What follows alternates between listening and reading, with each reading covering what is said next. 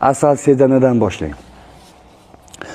Bir piyola asal, eslab qoling. Bir piyola asal, bir osh qoshiq qora sedana. Maydalanganini bir qoshiq olasiz. Butunini emas. Maydalanganini bir qoshiq, osh qoshiq olasiz, qo'shasiz. Bir piyolaga bir piyola tayyorlab qo'yganlarni ko'rdik. Unaqa qilmang. Agar bir piyola asalga bir piyola qora sedanani qo'shsangiz, ya'ni 50 kellik qo'shadigan bo'lsangiz, urug'ni kuydirib qo'yadi. Zarar keltiradi organizmga. Shuning uchun bir piyolaga bir osh qoshiq qo'shiladi, shu mo'ljal. Ikkinchisi, yosh bolalarga 13 yoshdan pastiga bir piyola asaliga yarim osh qoshiq qo'shib tayyorlab olasiz.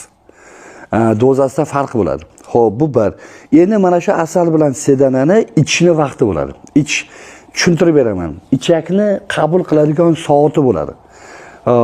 Ichakka iching ko'proq bu narsani. 3:00 da iching. Bir hafta 10 kun iching. Kichkina choy qoshig'ida bir qoshiq olasizda, 2 ho'plam iliq suvga eritib ichib olasiz. Bo'ldi, shu xolos. 3:00 da. Agar bir hafta 10 kunda hech qanaqa o'zgarish sezmasangiz, 4:00 da iching.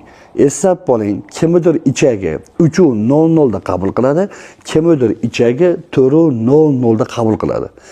Nimalarga ichish mumkin? Qarang. Asal sedana har bitta kasallikka ketadi.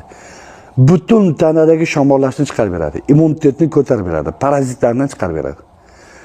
Har bitta odamga kerak. Nimaga bitta shuni o'zini qilib bera olmaysiz? Ichaklarda g'o'ldirash bormi? Gaz yig'ilishi bormi? Qabziyat bormi? Chuqur bosib ko'rganingizda og'riqlar bormi? Shamollash bor. Asal sedana iching. Qabziyatni yo'qotadi, shamollashni yo'qotadi, parazitlarni chiqaradi, immunitetni ko'taradi. Ichakdagi shamollash yo'qolgan sari buyrakka yengillik boshlanadi. Buyrakning holati yaxshilangan sari quloqdagi shovqin, buqoq, eshitishni pastligi, ikkala umurtqani ikkala tarafi belni tolishi, mana uzoqroq o'rnidan turib tika turib qolsa, o'tirib olgisi kelib beli tolishlik holatlari va vahima nevroz kasalligi yo'qolishni boshlaydi. Ular polatrit, ya'ni suyak kasalliklari, bo'g'im kasalliklari. Bitta asal sedanani o'zi bilan juda katta natija olishgan. Shunchaki qiling bu narsani. Sababi asal sedana ichak faoliyatini zo'r qilib beradi. Endi qarang, jigarda muammo bormi? Ichakda bor muammo. Ya'ni ichak o'rgamchi uyani o'rtasi hisoblanadi. Ichak jigarga beradi, ichak buyrakka beradi, ichak yurakka beradi, ichak o'pkaga beradi. Bular hammasi ichakka borib taqaladi.